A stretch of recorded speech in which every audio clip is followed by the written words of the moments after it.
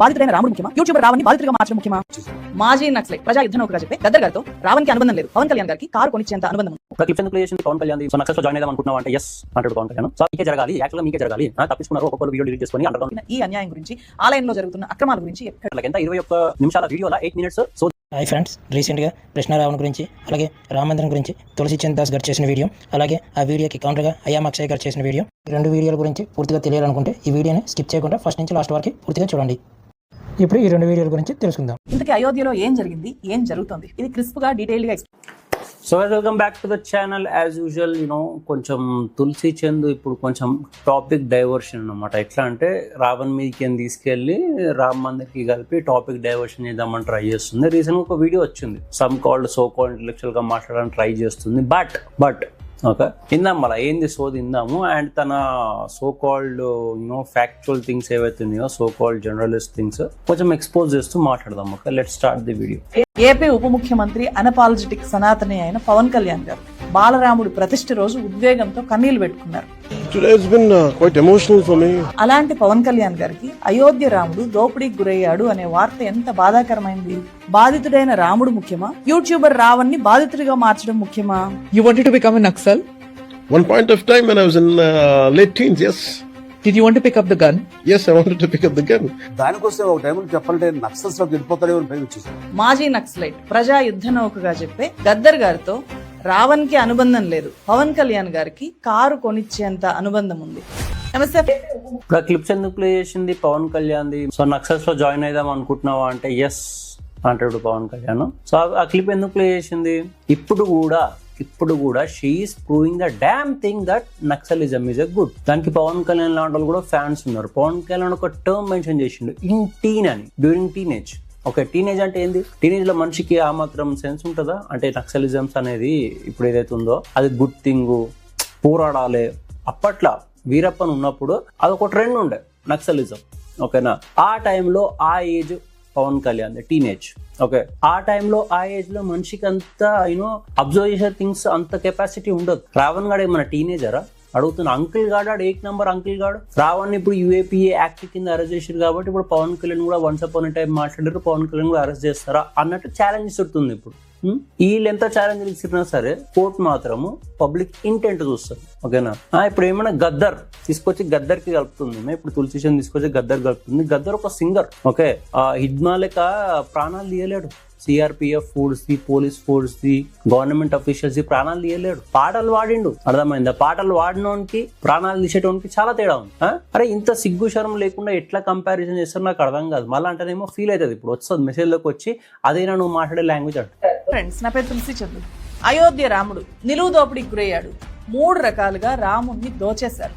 Recent గా వెలుగులోకి వచ్చిన హుండీ విరాళాల చోరీ అనేది ఈ 3 రకాల దోపిడీల్లోకి చాలా చిన్నది. మిగతా 2 కూడా చాలా చాలా పెద్దవి. ఈ ఇష్యూ మీద నేను చాలా లేట్గానే వీడియో చేస్తున్నా. దేశవ్యాప్తంగా ఎట్లాంటి చర్చ జరుగుతోంది, ఎలాంటి స్పందనలు వస్తున్నాయి అని చెప్పి ఇంతకాలం అబ్జర్వ్ చేశాను. కానీ ఎంత విచిత్రం అంటే, హిందువుల ఆత్మగౌరవ ప్రతీక అయోధ్య రామ మందిరము అని చెప్పి రాముణ్ణి రాజకీయ కేంద్రం చేసి కట్టిన దేవాలయంలో భక్తుల డబ్బులు దోచుకున్నారు అనే అతిపెద్ద వార్త బయటకు వస్తే దాని మీద మీడియాలో పెద్దగా చర్చ లేదు, రాజకీయ దుమారం ఏమీ లేదు. మిగతా అంశాలతో పోల్చితే హిందువులకు సంబంధించి లేని సమస్యల్ని ఉన్నట్టు క్రియేట్ చేసి చర్చ చేసే వాటితో పోల్చితే దీని మీద ఏ మాత్రం చర్చ లేదు. దోపిడీ చేసిన వాళ్ళు పాకిస్తానీస్ కాదు, బంగ్లాదేశ్ అక్రమ వలసదారులు కాదు, యాంటీ హిందూస్ కాదు, లౌకికవాదులు, ముస్లిమ్స్, క్రిస్టియన్స్, తుకుడే గ్యాంగ్ అని చెప్తారు కదా, ఆ తుకుడే గ్యాంగ్ కూడా కాదు. అక్షరం ఉండాలి తుకుడే గ్యాంగ్ కి. హానెస్ట్ ఒక మాట మాట్లాడతా, రామ్ మందిర్లో చోరీ అయింది, ఆల్ గుడ్. ఓకే, బట్ ఇంకో విషయం ఆలోచించు. తమిళనాడులో ఎంకే స్టాలిన్ రూలింగ్ లా 100 కిలోల గోల్డ్ ఎత్తుకపోతారు, అందరికి తెలిసిన ముచ్చట్నే. రైట్, ఫండ్స్ ఎత్తుకపోతారు, అందరికి తెలిసిన ముచ్చట్నే. కర్ణాటక గవర్నమెంట్ టెంపుల్ల మీదకేని టెంపుల్ కిందికేని పైసలు తీసుకుందాం అని చెప్పి చూస్తుంది. అది పవర్లోకి వచ్చినప్పుడు ఏదైతే హామీలు ఇస్తుందో ఆ హామీలు ఫుల్ఫిల్ చేయడానికి అది పవర్లోకి వచ్చినప్పుడు టెంపుల్ ఫండ్స్ యూజ్ చేద్దాం అనుకుంటుంది. సడన్ గా ఒక పెద్ద అవేర్నెస్ వస్తుంది పబ్లిక్ లో, టెంపుల్ ఫండ్స్ దోసుకుంటుంది కర్ణాటక గవర్నమెంట్ చెప్పి సడన్ గా ఆపేస్తాడు. ఆపేసి ఏం చేస్తాడు కర్ణాటక గవర్నమెంట్, ఆయన సీఎం సిద్ధరామయ్య గవర్నమెంట్ ఫండ్స్ లకే తీసిస్తాడు. అర్థమైందా? ఆ మైనారిటీ స్కీమ్స్ కి ఫుల్ఫిల్ చేయడానికి తీసిచ్చి టెంపుల్స్ మీద ఇండైరెక్ట్ గా ట్యాక్స్ ఇంపోజ్ చేస్తారు. 10% increase tax. So somewhere the other టెంపుల్కేనే ఫండ్స్ తీసుకురు కర్ణాటక గవర్నమెంట్. ఈ నిలువు దోపిడీ మాకు కనిపిస్తలేదా? అడుగుతున్నా, కనిపిస్తలేదా? ఈ తుకుడే గ్యాంగ్ చేయలేదని అంటుంది కదా, మళ్ళీ తుకుడే గ్యాంగ్ ఆ టైంలలో ఏడిపోయారు. రామ్ మందిర్లో ఇప్పుడు ఏదైతే చోరీ అయిందో దాని మీద కూడా నేను విమర్శిస్తే ఇప్పుడు బీజేపీతో ఒక క్వశ్చన్ అడిగింది నాకు కూడా. బట్ సెలెక్టివ్ గా ఏదైతే టాపిక్స్ పట్టుకుంటుందో అసలు సిగ్గే లేకుండా, ఓకే, నాకు దాని మీద విచిత్రం అనిపిస్తుంది. ఒక మనిషి ఇంత సిగ్గు లేకుండా ఎట్లా బతుకుతాడు? అది కాకుండా శబరిమల కేరళ తెలుసు కదా, కేరళలో ఎంత లక్షల మంది వస్తారు మాలేసుకొని, ఆ భక్తులకి బేసిక్ ఫెసిలిటీ ప్రొవైడ్ చేసింది లేదు. ఎంత రెవెన్యూ సంపాదించుకుంది కేరళ గవర్నమెంట్ దాని నుంచి, బట్ పబ్లిక్ కి ఎన్ని కష్టాలు పెట్టింది దాని గురించి మాట్లాడిందా? మాట్లాడదు. విజయ్ మాల్యా ఇచ్చిన గోల్డ్ ఏమై అడుగుతున్నా, కోట్ల రూపాయలు కదా, అది కూడా మాట్లాడిందా? మరి టుకుడే గ్యాంగ్ మాట్లాడు. ఒక ఓపెన్ గా చెప్తున్నా, ఒక ఫండ్ పడుతుంది, అకౌంట్ లో పైసలు పడతాయి, ఓకే, ఈ వీడియో మీ టాపిక్ చేయాలని చెప్పి. సో పైసలకు అమ్ముడు పోయిన వాళ్ళు నేను దేని మీద రియాక్ట్ అవుతున్నా, నేను ఒక్కదాని మీదే పార్షల్ గా రియాక్ట్ అవుతున్నా, ఒక్క సైడే బయాస్డ్ ఉన్నారా అని చెప్పి చూడరు. నాకు దీని మీద పైసలు వస్తే నేను దీని మీద రియాక్ట్ అవుతా. సో అట్లా పైసలకు అమ్ముడు పోయిన బ్యాచ్ ఇదంతా. అర్థమైందా? నిందితుల పేర్లు చెప్తాను చూడండి ఒకసారి. లవకుష్ మిశ్రా, రామ్ శంకర్ మిశ్రా, రామాశంకర్ యాదవ్, అనుకల్ప్ మిశ్రా, అవినాష్ శుక్లా, మనీష్ యాదవ్, సుభాష్ చంద్ర శ్రీవాత్సవ, కరుణేష్ పాండే. పేర్లలో కూడా భక్తి భావన పొంగుతోంది కదా. వీళ్ళంతా కూడా నిత్యం బాలరాముడి సేవలో ఉండే అయోధ్య రామాలయ ఉద్యోగులు. అయోధ్య రామాలయాన్ని నిర్వహించిన వీళ్ళకి ఎప్పుడు సిగ్గు ఉండాలి. ఈ 8 మంది ఎవరైతే పేర్లు ఎత్తారో 8 మందికి సిగ్గు ఉండాలి లిటరల్లీ. బాలరాము, నేను హానెస్ట్గా చెప్తున్నారా, మీరు ఎంత అవేర్ ఉన్నారో ఎంత అవేర్ లేరో నాకు తెలియదు, కానీ లిటరల్లీ లాస్ట్ 10-12 ఇయర్స్ నుంచి okay, when I got realized that ఈ ధర్మం పేరు మీద దంద నడుస్తుంది, ఇండియా నడుస్తుంది. 90%, 80% ఆఫ్ ది పీపుల్ ధర్మం పేరు మీద దందనే నడిపిస్తారు. అర్థమైందా? సో నేను గుడ్లకి నేను పైసలు ఇవ్వడం బంద్ చేసి లిటరల్లీ 10-12 ఇయర్స్ నుంచి నేను పైసలు గుడ్లల్లో నాకంతా కావాల్సి వస్తే ప్రతి ఒక్క గుడికి ఒక గోశాల ఉంటుందా, గోశాలకి నేను ఐటమ్స్ తెప్పిస్తా, ఓకే, గడ్డ అయినా సరే, లేకపోతే ఆ గోశాల మీద స్పెండ్ చేస్తా. లేదు కాదు గోశాల లేదంటే ఆ పైసలు ఏవైతుందో నేను గుడికి స్పెండ్ చేద్దాం అనుకుంది ఆ పైసలు తీసుకుపోయి యానిమల్స్ కి హెల్ప్ చేస్తా. లేకపోతే రోడ్ మీద పిల్లలు పేరెంట్స్ వదిలేస్తారు కదా ఓల్డ్ ఏజ్ లా, అలాంటి పీపుల్ కి 1000 రూపాయలు 2000 చేతిలో పెట్టి వెళ్ళిపోతారు. సింపుల్ అంతే. ఎందుకంటే నువ్వు దేవునికి పైసలు సమర్పించడము, ఆనెస్ట్ చెప్తున్నా, దేవునికి నీ పైసలు అవసరమే లేదు నీ పైసలు దేవునికి. ఇప్పుడు సరే ఒక టెంపుల్ ఉంది, టెంపుల్ గ్రో ఎట్లయితే గ్రో నువ్వు అంటూ నువ్వు అక్కడ దగ్గర ఉండి టెంపుల్ గ్రోత్ కి ఏమేమి ఐటమ్స్ కావాలో, ఏవేవి మెటీరియల్ కావాలో నువ్వు అది డైరెక్ట్ తీసుకొచ్చి, సో దట్ ఈ కరప్షన్ ఏదైతుందో, ఈ దోపిడీలు ఏవైతున్నాయో చేసే ఛాన్సులు చాలా తగ్గిపోతాయి. అర్థమైందా? సో నేను అందుకే 10-12 నుంచి ఇవ్వడం బంద్ చేసిన. నేను లిటరల్ ఇవ్వడం బంద్ చేసిన. మీకు తెలుసో తెలియదు కానీ నేను ఇవ్వడం బంద్ చేసిన because of this things. Okay, ఇంట్లో వాళ్ళకు కూడా అదే చెప్తాం, మీకు అంత కావాలంటే ఒక 5-6 వేలు పోయి గోశాలకి ఇవ్వరు, డైరెక్ట్ ఏవైతే ఐటమ్స్ అవసరమో అది ఇచ్చేసారు అని. ఓకే, ఇప్పుడు అయ్యింది. ఇప్పుడు ఎంత 1200 crores చూసాం. శ్రీరామ జన్మభూమి తీర్థక్షేత్ర ట్రస్ట్, అందులో వీళ్ళందరూ కూడా వర్క్ చేస్తున్నారు. అయోధ్యలో రామ మందిర నిర్మాణం కోసం ఫైట్ చేసిన వాళ్ళని, కేంద్రానికి సన్నిహితంగా ఉండే వాళ్ళని ఏరి కోరి ట్రస్ట్ లో ఉద్యోగులుగా అపాయింట్ చేశారు. వాళ్ళలో ఉండే కొంతమంది చేసిన దోపిడీ ఇది. ఈ దోపిడీలో బాధితుడు సాక్షాత్తు శ్రీరామచంద్రుడు, అయోధ్యలో ఉండే బాలరాముడు.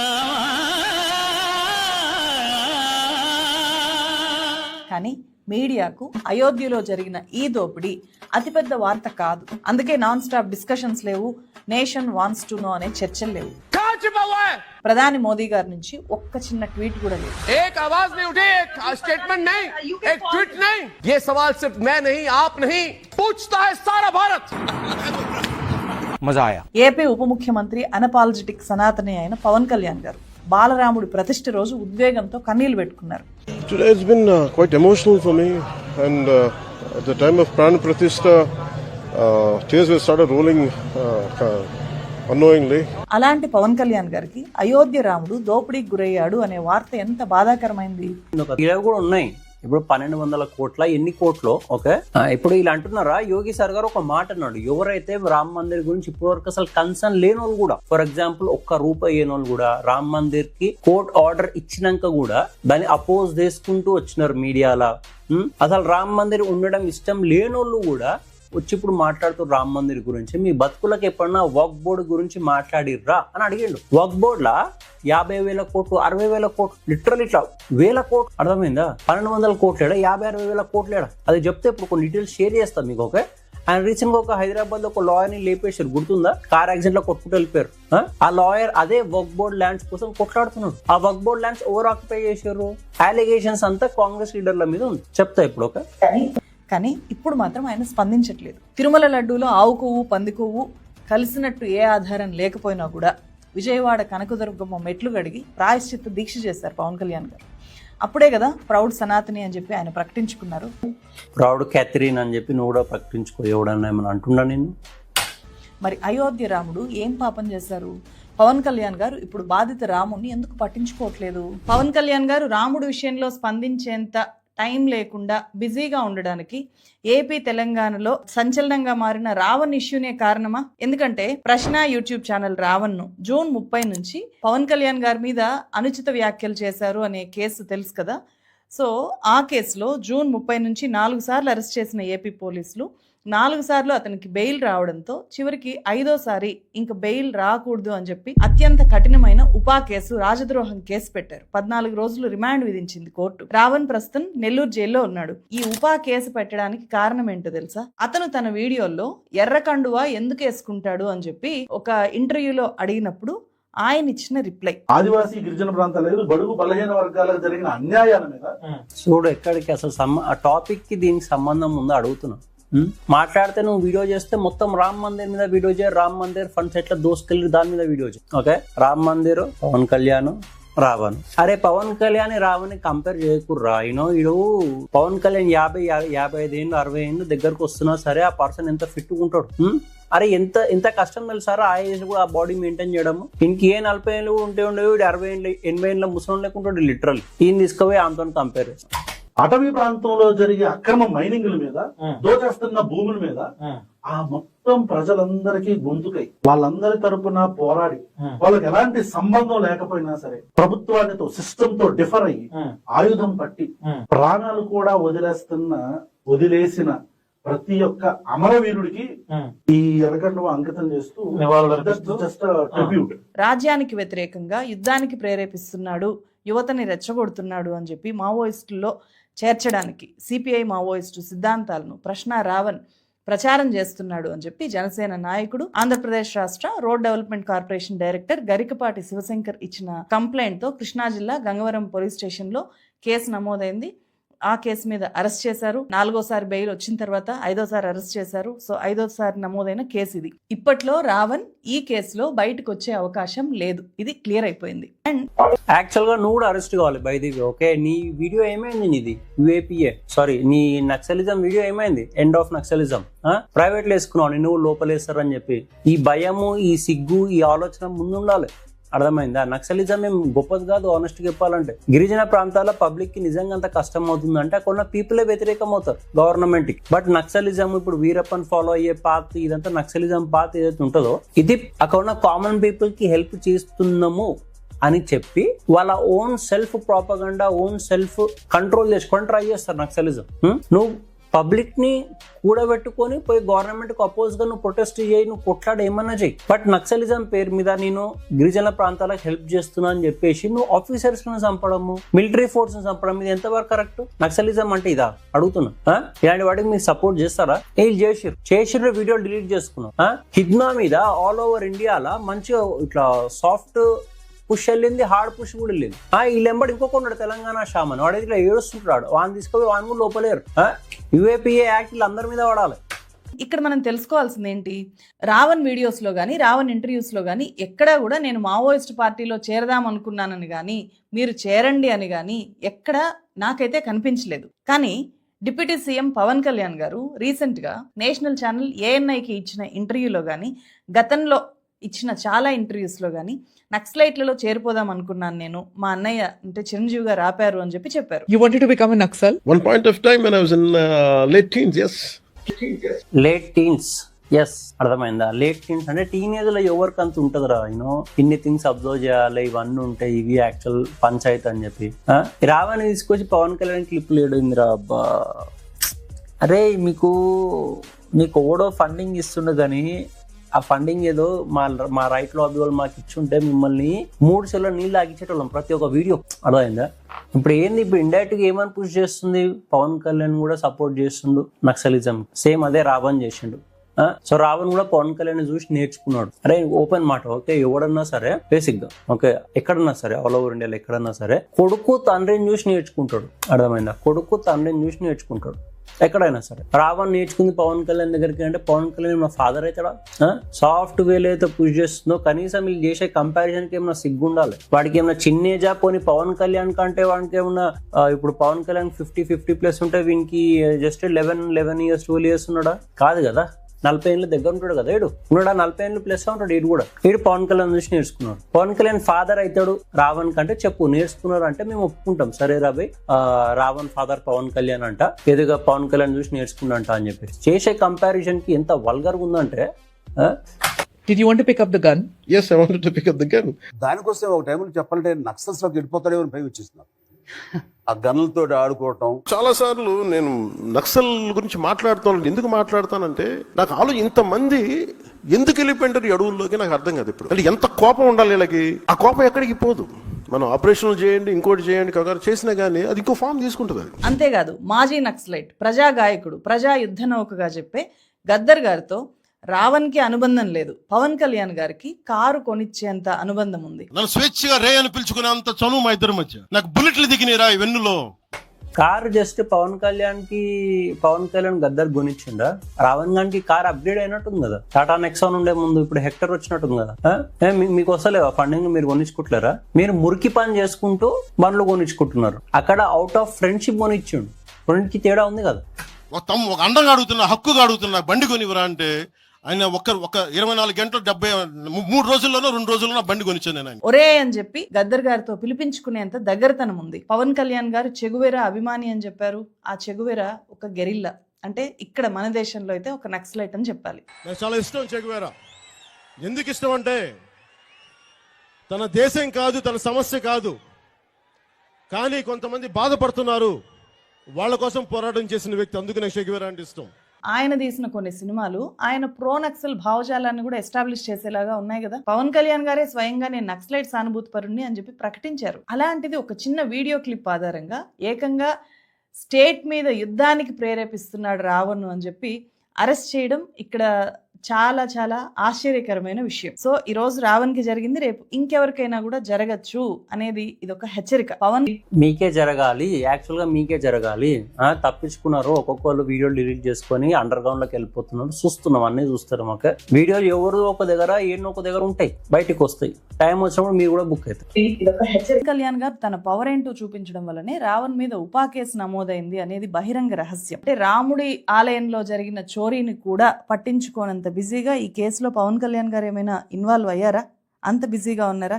బాధితుడైన రాముడు ముఖ్యమా? యూట్యూబర్ రావణ్ని బాధితుడిగా మార్చడం ముఖ్యమా?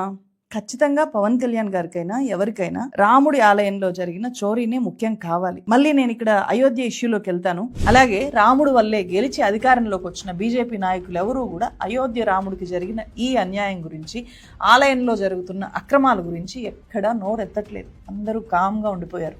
సిట్ విచారణ జరుగుతోంది కదా అని చెప్పి అందరూ సైలెంట్ అయిపోయారు. పాపం వాళ్ళకి ఇది ఏం చెప్పాలో కూడా తెలియని సంకట పరిస్థితి. అందుకే ఒక బీజేపీ లీడర్ ఏమంటున్నాడు తెలుసా? మా హిందువుల డబ్బులు మా హిందువులు దోచుకుంటే మీరెందుకు క్వశ్చన్ చేస్తున్నారు అని అంటున్నాడు. मंदिर हमारा, चंदा हमारा, चोरी किए हमारे लोगों ने और तुम लोग खामोखा ड्रामेबाजी कर रहे हो. హిందువుల పైన హిందువులు నేరాలు చేస్తే, హింసకు పాల్పడితే కూడా ఆయన ఇలాగే అంటారేమో. మరి ఇంతకీ అయోధ్యలో ఏం జరిగింది, ఏం జరుగుతోంది, ఇది క్రిస్ప్ గా డీటెయిల్డ్ గా ఎక్స్ప్లెయిన్ చేస్తాను. ఇప్పుడు వచ్చింది మ్యాటర్లకి. ఎంత 21 నిమిషాల వీడియోల 8 minutes సోది, soft corner as usual. Ravan, Pawan Kalyan మీరు ఎంత చేసుకున్నా సరే రావణ్ అప్పట్లో ఇప్పటికైతే బయటికి రాడు. ఓకే, అది మీకు కూడా తెలుసు. 180 days సంథింగ్ ఏదో ఉంటుంది. ఓకే, అప్పటి వరకు వీళ్ళు గప్ చుప్ గా నోరు మూసుకొని ఇదే సాఫ్ట్వేర్ వెళ్తారు. ఇక అణిగి మూసుకొని వీడియోలు చేసుకుంటూ వెళ్తారు. ఈ ఛానల్ని మీరు ఫస్ట్ టైం కనుక చూస్తుంటే ప్లీజ్ డూ సబ్స్క్రైబ్. ప్లీజ్ మీరు కూడా నా ఛానల్ ఫస్ట్ టైం చూస్తే ప్లీజ్ డూ సబ్స్క్రైబ్. నేను ప్రతిసారి ఎప్పుడు చెప్పుకోని వీడియోలో జస్ట్ మీకు నాలెడ్జ్ పాయింట్స్ షేర్ చేసి వెళ్ళిపోతా. ఓకే, బట్ ఫస్ట్ టైం చూస్తే సబ్స్క్రైబ్ చేస్తాను. కేంద్రంలో అధికారంలో ఉన్న బీజేపీకి అయోధ్య రామాలయం ఎంత ముఖ్యమైన టెంపులో ప్రపంచం మొత్తానికి కూడా తెలుసు. అయోధ్యలో బాబ్రీ మసీద్ కూల్చివేత తర్వాత రామ మందిర నిర్మాణం కోసం సోమనాథ్ నుంచి లాల్ కృష్ణ అద్వానీ గారు రథయాత్ర చేపట్టిన తర్వాత 1991 ఎలక్షన్స్లో బీజేపీకి 120 seats వచ్చాయి. 1998లో రామ మందిరాన్ని మేము కడతాము అని చెప్పి మేనిఫెస్టోలో చేర్చారు. 2020లో అయోధ్య రామ మందిరానికి శంకుస్థాపన చేశారు. 2024 ఆగస్టులో ప్రధాని నరేంద్ర మోదీ బాలరాముడికి ప్రాణ ప్రతిష్ఠ చేశారు. ఈ ఇయర్ ఏప్రిల్లోనే మొత్తం టెంపుల్ వర్క్స్ అన్ని కూడా కంప్లీట్ అయ్యాయి. అంటే జస్ట్ 2 months అయ్యాయి అంతే మొత్తం కంప్లీట్ అయ్యి. ఈ మొత్తం 6 ఏళ్ల కాలంలో కానీ అంతకంటే ముందు బాబ్రీ మసీదు, అయోధ్య రామ మందిరం వివాదం విషయంలో కానీ ఏం జరిగాయి అనే విషయాలు పిన్ టు పిన్ చాలా మందికి తెలుసు, అందరికీ తెలిసేలాగా చేశారు. కానీ ఇప్పుడు ఆలయంలో జరుగుతున్న అవినీతి కార్యక్రమాలను మాత్రం చాలా రహస్యంగా దాచిపెట్టే ప్రయత్నం చేస్తున్నారు. అయోధ్య వ్యవహారాలు చూసే శ్రీరామ జన్మభూమి తీర్థక్షేత్ర ట్రస్ట్ను కేంద్ర ప్రభుత్వం 2020లో ఏర్పాటు చేసింది. మహంత్ నృత్య గోపాల్ దాస్ ఈ ట్రస్ట్ అధ్యక్షుడిగా ఉన్నారు. ఇప్పుడు 3 రకాలుగా రాముడు ఎలా దోపిడీకి గురయ్యాడో చూద్దాం. దోపిడీ నెంబర్ 1, లేటెస్ట్ అంశము హుండీ డబ్బుల చోరీ. నార్మల్ డేస్లో అయోధ్య రామ మందిరానికి 70,000 మంది నుంచి 1,00,000 మంది దాకా భక్తులు దర్శించుకుంటారు. సెలవుల్లో అండ్ పండగ రోజుల్లో అయితే 1,00,000 నుంచి 1,50,000 మంది వెళ్ళి దర్శనాలు చేసుకుంటారు. నేను ఇప్పటిదాకా వెళ్ళలేదు, ఖచ్చితంగా తప్పకుండా వెళ్ళాలి అని అయితే ఉంది. వెళ్ళకు, ఎందుకంటే నెగిటివ్ పీపుల్ అక్కడికి వెళ్తే లత్తు కొట్టిపోతుంది మీకు, మా రామునికి కాదు. ఓకే, సెకండ్ థింగ్ ఏమో మళ్ళీ ఈ మధ్య అంటున్నా క్యాథరిన్ అని చెప్పేసి, మళ్ళీ ఎంతవరకు రైట్ ఎంతవరకు రాంగ్, అలాంటి పేర్లు ఉన్న వాళ్ళు పోకపోవడం బెటర్. ఎందుకంటే మీకు సంబంధం లేని రిలీజియస్ సెంటర్ అది. మీకు సంబంధమైన రిలీజియస్ సెంటర్లు అన్ని కేరళలో ఉంటాయి, కేరళకు పోర్రి, తమిళనాడు ఉంటాయి, తమిళనాడు అవన్నీ కాదండి, ఇక్కడ పక్కన తెలంగాణ మెదక్కి ఊరు. దీంట్లో ఇంకా ఇప్పుడు కనుక తులసి చందు వ్లాగ్ ఛానల్లో మస్ట్గా వీడియో అప్లోడ్ చేస్తాను. నేను గతంలో చేసిన టెంపుల్ విజిట్స్ గురించి కూడా చాలా వీడియోలు పెట్టాను. ఆ ఛానల్ చూడకపోతే ఒకసారి వెళ్ళి చెక్ చేయండి. గత 4 ఏళ్లలో సుమారు 16,40,00,000 మంది భక్తులు బాలరాముని దర్శించుకున్నారు. వాళ్ళు ఇచ్చే కానుకల ద్వారానే రోజుకి 8 నుంచి 10 లక్షల వరకు ఆలయానికి ఆదాయం వస్తుంది. 2024-25 ఆర్థిక సంవత్సరంలో ట్రస్ట్కి దాదాపు 327 కోట్ల ఆదాయం వచ్చింది. అందులో 153 కోట్లు నేరుగా విరాళాల ద్వారా వచ్చినవి, అంటే హుండీలో వేస్తే వచ్చిన డబ్బులు. జూన్ 7, 2026 సమాజ్వాదీ పార్టీ నేత మాజీ మంత్రి పవన్ పాండే హుండీ డబ్బులు మాయమవుతోంది అయోధ్య టెంపుల్లో అని చెప్పి ఒక బాంబు లాంటి వార్త, ఒక ఆరోపణ పేల్చాడు ఆయన. కోట్ల రూపాయల డబ్బులు మాయమైంది అని చెప్పి హుండీలో ఉండే డబ్బుల్ని లెక్కేసే టైంలో చాలా నోట్ల కట్టలు తగ్గిపోతున్నాయి, రికార్డుల్లో మార్పులు జరిగాయి అని చెప్పి ఆయన ఆరోపించారు. దొంగల మధ్య పంపకాల్లో తేడా రావడం వల్లనే ఈ విషయం బయటకు వచ్చింది అనే క్లూ కూడా ఆయన ఇచ్చారు. అదే రోజు సమాజ్వాదీ పార్టీ అధ్యక్షుడు యూపీ మాజీ సీఎం అఖిలేష్ యాదవ్ కూడా ఇదే అంశం మీద గవర్నమెంట్ ని క్వశ్చన్ చేస్తూ ఎక్స్లో పోస్ట్ చేశారు. అయితే Rama Janmabhoomi trust general secretary Champat Rai, ఈ పేరు గుర్తుపెట్టుకోండి, ఈ ఆరోపణల్ని ఆయన ఖండించారు. అన్ని విరాళాలు సక్రమంగా ఆడిట్ అవుతున్నాయి అని చెప్పి ఆయన క్లారిటీ ఇచ్చారు. కానీ ఆ క్లారిటీ నోటి మాటగా ఇస్తే సరిపోదు కదా, విచారణకు డిమాండ్లు పెరిగాయి. యూపీలో ఇప్పటికే అసెంబ్లీ ఎలక్షన్స్ వాతావరణం వేడెక్కింది, ఈ ఇయర్లోనే ఎలక్షన్స్ ఉన్నాయి. సో ఈ ఆరోపణలతో యోగి గవర్నమెంట్ పూర్తిగా ఇరకాటంలో పడింది. దీంతో జూన్ 13వ తేదీ సీఎం యోగి ఆదిత్యనాథ్ అయోధ్య హుండీ ఇష్యూ మీద పూర్తి స్థాయిలో దర్యాప్తు చేయాలి అని చెప్పి సిట్ ఏర్పాటు చేయక తప్పలేదు. సిట్ దర్యాప్తులో చాలా విషయాలు బయటకు వచ్చాయి. హుండీలో పడుతున్న ఆదాయానికి బ్యాంకులో చేసిన డిపాజిట్లకు స్పష్టమైన తేడా ఉంది అని చెప్పి సిట్ ఐడెంటిఫై చేసింది. ఉద్యోగుల మీద ఎంక్వైరీకి ఆదేశించారు. సీసీటీవీ ఫుటేజ్ పరిశీలిస్తే అప్పుడు భయంకరమైన వాస్తవాలు బయటకు వచ్చాయి. ఏప్రిల్ 27, జూన్ 5 ఈ ఇయర్ ఏప్రిల్ 27, జూన్ 5 మధ్య 40 రోజుల్లో 70 సార్లు హుండీలో దొంగతనం జరిగింది అని చెప్పి సిట్ ఐడెంటిఫై చేసింది. అంటే ప్రతిరోజు కూడా రాముడి డబ్బును చోరీ చేశారు. చాలా రోజులు, రోజుకు 2 సార్లు కూడా ఈ చోరీ చేశారు. ఈ దొంగతనం బయటికి రాకుండా సీసీటీవీ ఫుటేజ్ను కూడా మాయం చేశారు. నిబంధనల ప్రకారం సీసీటీవీ ఫుటేజ్ 180 రోజులు ఉండాలి, కానీ చాలా చోట్ల జస్ట్ 45 రోజులకే డిలీట్ చేసేశారు. దీన్ని సిట్ ఐడెంటిఫై చేసింది. మొట్టమొదట పట్టుబడ్డ వ్యక్తి లవకుష్ మిశ్రా. ఇతని నెల జీతం 20,000 రూపాయలు, కానీ కోట్ల రూపాయల ఆస్తుల్ని రీసెంట్గానే కొన్నాడు అని చెప్పి ఇతని ఇంటి మీద రైడ్స్ చేసినప్పుడు సిట్ గుర్తించింది. ఇతను హుండీలో దోచుకున్న డబ్బుని దొరకకుండా ఉండడానికి ఎంత క్రియేటివ్ ప్లాన్స్ చేసి ఇతను అడ్డంగా దొరికిపోయాడు తెలుసా? డబ్బుల్ని, ఆవు పేడని ఒక దగ్గర కుప్పగా వేసి తన ఇంటి పరిసరాల్లో దాని కింద దాచిపెట్టాడు. అయినా సరే కనిపెట్టారు. అలాగే కొంత డబ్బుని టాయిలెట్లో కూడా దాచిపెట్టాడు. దాన్ని కూడా బయటికి తీసుకొని వచ్చారు. ఈ ఇయర్ మాత్రమే కాదు, లాస్ట్ ఇయర్ అంటే కుంభమేళా టైంలో ప్రయాగ్రాజ్ నుంచి చాలా మంది భక్తులు అయోధ్య రామ మందిరానికి పెద్ద ఎత్తున వచ్చారు. ఆ టైంలో పెద్ద ఎత్తున హుండీ కానుకలు వచ్చాయి. సో చిన్న కలుపుతుంది బుక్ అబ్జర్వ్ ఒకటి అని చెప్పేసి, ఇంకోటి ఇంకో హుండీ చోరీ అని చెప్పేసి, తర్వాత ఇంకో వేలో మనీ చోరీ చేసి అని చెప్పి టోటల్గా ఎప్పుడైతే న్యూస్ బయటపడ్డదో, ఎప్పుడైతే రామ మందిర్లో చోరీ అయిందని చెప్పి తెలిసిందో, అప్పుడు ఆల్మోస్ట్ లైక్ 1,200 crores అని రాశారు. 1,200 crores చోరీ అయ్యింది రామ మందిర్లో అని చెప్పి. బట్ లెక్క చూసుకుంటే ఇప్పుడు ఎస్ఐటీ నడుస్తుంటే క్లోజ్ టు 124 CR దగ్గరకు వచ్చింది. బట్ ఇంకా ఎంత యాడ్ కావాలో, ఎంత యాడ్ అవ్వద్దో అది తెలుస్తుంది మెల్లగా. బట్ గుర్తుపెట్టుకో, మనం మ్యాక్స్ టు మ్యాక్స్ 1,200 కోట్లే తీసుకుందాం. బేసిక్ గా ప్రజెంట్ గా 124 CR నడుస్తుంది, ఎస్టిమేషన్ వచ్చింది ఇప్పటి వరకు. బట్ 1200 crores వేసుకో, 1200 crore గుర్తుపెట్టుకో. ఓకే, ఇప్పుడు ఇంకో ముచ్చట. ఇప్పుడు తులసి చంద్ ఏదైతుందో, మీ జిందగీలా మీ బతుకులకి ఎప్పుడన్నా మీరు వక్ఫ్ బోర్డ్ ల్యాండ్స్ ఏవైతే ఉన్నాయో, ఓకే, 50,000 కోట్ల ల్యాండ్ స్కామ్ ఎక్కడ? తెలంగాణ మణికొండల 1654 acres ఆఫ్ ల్యాండ్. ఈ ర్యాపిడ్ ఎక్స్పాన్షన్ ఏదైతే అయిందో ఏపీ తెలంగాణ సపరేషన్ తర్వాత, ఆ గ్యాప్ లో ఇన్ని వేల కోట్ల స్కామ్ అయింది, ఇన్ని వేల కోట్ల విలువ చేసే ల్యాండ్ ని స్వాహా చేసేసి. అర్థమైందా? 50,000 కోట్లు నువ్వు పోయి గూగుల్ చేయి, నీకు తెలిసిపోతుంది. దర్గా హజరత్ హుసేన్ షా, ఈ దర్గా అనుకుంటా ఈ కేసు. ఒక 50,000 కోట్లు నువ్వు పోయి సెర్చ్ చేసుకో. అండ్ ఈ వక్ఫ్ బోర్డ్ ల్యాండ్ల కోసం కొట్లాడే లాయర్ ఎవరైతే ఉన్నారో, ఓకే, ఆ లాయర్ ని ఓపెన్ గా లేపేస్తారా కారు కొట్టి? కర్ణాటక స్టేట్ లో వక్ఫ్ బోర్డ్ ల్యాండ్ ఆక్యుపై మిస్యూజ్ అవ్వలేదా అడుగుతున్నా. 27,000 ఎకర్ల ల్యాండ్, 27,000 acres 2012 పోయి చూసుకోర్రి. దీని వాల్యుయేషన్ ఎంత వస్తుంది తెలుసా? Almost 2 lakh crore. 2 lakh crore, అర్థమైందా? 2 లక్షల కోట్లు. ఇంతగా వాల్యూ చేసే ల్యాండ్లని పవర్ ఇన్ఫ్లుయెన్స్ యూజ్ చేసి సీరియస్ అలిగేషన్లు వచ్చినాయి. కాంగ్రెస్ లీడర్లు వాళ్ళ అండర్లో తీసుకున్నారు ఈ ల్యాండ్స్ అని. అలా పేరు చెప్పమంటే చెప్తా. మల్లికార్జున్ ఖర్గే, ఈయన పేరు వచ్చిన అలిగేషన్ లా. కే రెహమాన్ ఖాన్, ఈయన పేరు కూడా వచ్చిన అలిగేషన్ లా. ఎన్ఏ హరీష్, తన్వీర్ సేఠ్, వీళ్ళందరి పేర్లు వచ్చినాయి. వీళ్ళందరూ కాంగ్రెస్ లీడర్లే. అర్థమైందా? జిందగీలో ఎప్పుడైనా వీటి గురించి మాట్లాడినా సరే, 1200 కోట్లు ఏవైతున్నా మేము సంపాదించుకున్న పైసలు, మేము ఇచ్చిన పైసలు దోపిడీ at the end of day. తెలంగాణలో 50,000 కోట్ల ల్యాండ్ స్వాహా చేయడం ఏంది? కర్ణాటకలో 2 లక్షల కోట్ల ల్యాండ్ స్వాహా చేయడం ఏంది? ఈ ముచ్చట్ల మీద ఎప్పుడైనా మాట్లాడిందా ఈ మహాతల్లి సోకాల్ తులసి చంద్? ఈ మధ్య క్యాథరిన్ అని చెప్పి మాట్లాడుతున్నారు. అంత మోడర్న్ పేరు ఎట్లా పెట్టారు నాకు అర్థమవుతలేదు. చూస్తేనేమో ఫేస్ ఏమో డిఫరెంట్ గా ఉంటది, మన పేరేమో మోడర్న్ గా ఉంది. ఎప్పుడైనా మాట్లాడిందా? మాట్లాడదు, ఎందుకంటే పైసలు పడవు ఆ టాపిక్స్ గురించి మాట్లాడు. అర్థమైందా? సో ఇప్పుడు ఏమంటున్నాయి at the end of day అంటే దోపిడీ. అది మన రామ్ మందిర్ అయినా సరే, వక్ఫ్ బోర్డ్ ల్యాండ్లు అయినా సరే. బట్ సెలెక్టివ్ గా రామ్ మందిర్ టార్గెట్ చేసుకుని వస్తున్నాడు.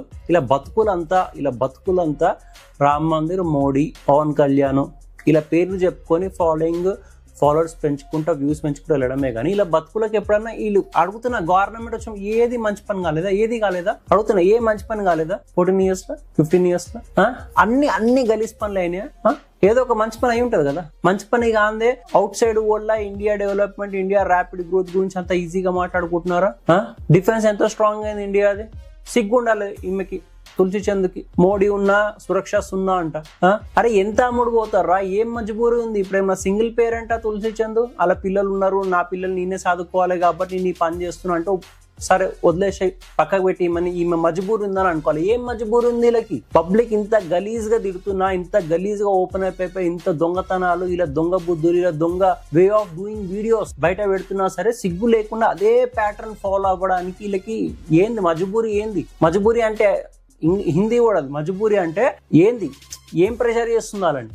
ఇదే పని, ఇదే పాత్ ఫాలో కావడానికి వీళ్ళు వచ్చి మాట్లాడుతారు. అక్కడ 1,200 కోట్లు. సరే 1,200 కోట్లు వేసుకుందాం, నేను హై వాల్యూ వేసుకున్నా. కర్ణాటక 2 లక్షల కోట్లు ఏంది? తెలంగాణలో 50,000 కోట్లు ఏంది? ఆ కొట్లాడే లాయర్ని లేపేయడం ఏంది? వీటి గురించి మాట్లాడిందా మహాతల్లి ఎప్పుడన్నా?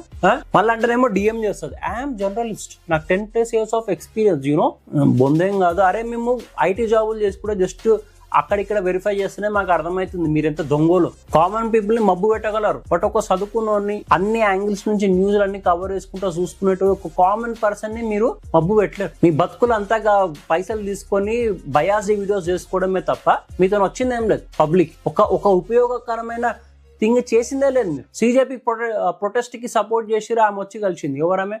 కాశ్మీర్ అసలు ఇండియా భాగమే కాదని చెప్పి అన్నారు. టెర్రరిజం రా, మీరు కుల్లా టెర్రరిజం నడుపుతున్నారు, టెర్రరిజం సపోర్ట్ చేస్తున్నారు. ఆడ బాంబ్ బ్లాస్ట్ దొరికిన పీపుల్ ఎవరైతే ఉన్నారో డాక్టర్లు అలాగే మద్దతు ఇచ్చుకుంటూ మాట్లాడుతుంది. ఎట్లా బతుకుతున్నారు రా? ఎట్లా సిగ్గుశరం అన్నది ఎట్లా బతుకుతున్నారు నాకు అర్థమవుతలేదు. ఇదా మీరు ఉండేది పద్ధతి? వీళ్ళు ఒక వీడియోలు చేస్తారు, ఇలా వీడియోలో నేను కౌంటర్ ఇవ్వాలి, దీనికోసం మీరు ఎక్స్పెక్ట్ చేస్తారు. వీళ్ళు ఎంత చెత్తన మీరే ఇస్తున్నారు తెలుసా? నాకంటే బెటర్ గా మీరే ఇస్తారు కమెంట్స్లలో, వాళ్ళ కమెంట్స్లలో. అర్థమైందా? బట్ కామన్ పీపుల్ కి ఇలాంటి థింగ్స్, ఇలాంటి ఇన్ఫర్మేషన్ షేర్ చేయాలి. సో నాలాంటి ఒకటి వచ్చి వీడియో చేసి మీ ముంగట పెడితే మీరు దాన్ని షేర్ చేయాలి. ఓకే, షేర్ చేస్తే కామన్ పీపుల్ అందరూ అవేర్ అవుతారు. ఇది ఇలా దొంగ బుద్ధులు, బయాస్ లెక్కలు పక్కకు పెట్టి ఇక ఏముంటుంది. ఇదే ఓవరాల్ వీడియో. ఇలా ఫైనలీ ఈ వీడియో మీకు నచ్చిందని అనుకుంటున్నాను. ఈ 2 వీడియోలు చూశారు కదా, right side and left side. ఈ వీడియో గురించి మీరేమనుకుంటున్నారో కామెంట్ చేయండి. అలాగే ఈ వీడియో మీకు నచ్చినట్టయితే లైక్ చేసి షేర్ చేయండి. మరిన్ని వీడియోస్ కోసం ఈ ఛానల్ని సబ్స్క్రైబ్ చేసుకోండి. Thank you for watching.